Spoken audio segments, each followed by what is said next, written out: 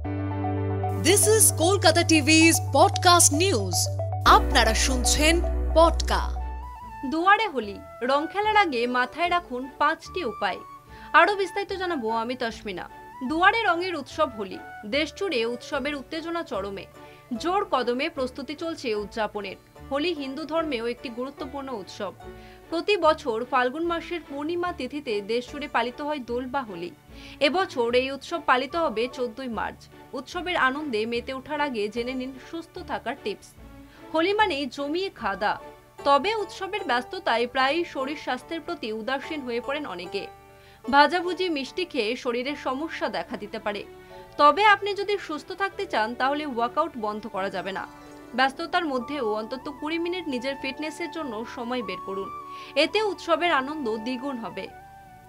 March মাসে পালিত হয় এই উৎসব। এই সময় আবহাওয়াতে পরিবর্তন আসে। শীত বিদায় নিয়ে গুটি গুটি পায়ে এগিয়ে আসে গরম। এই সময় শরীরকে হাইড্রেট রাখা খুবই গুরুত্বপূর্ণ। বাড়ান জল খাওয়ার পরিমাণ। এছাড়া ডাবের জল আপনাকে সুস্থ রাখতে সাহায্য করবে। অনেক সময় উৎসবের আনন্দে আমরা খাওয়া দাওয়া ভুলে যাই, যা পরে শরীরের উপর খারাপ প্রভাব ফেলে।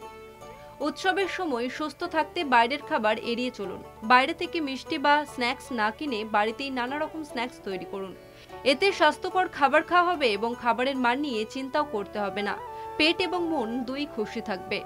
দোলের সময় ভারী খাবার কম খান। বেশি খেয়ে ফেললে হালকা খাবার খান, যেমন ভেজ স্যুপ, ফ্রুট স্যালাড বা পাতলা ডাল। হজম শক্তি ঠিক রাখতে দই বা ছানা খেতে পারেন।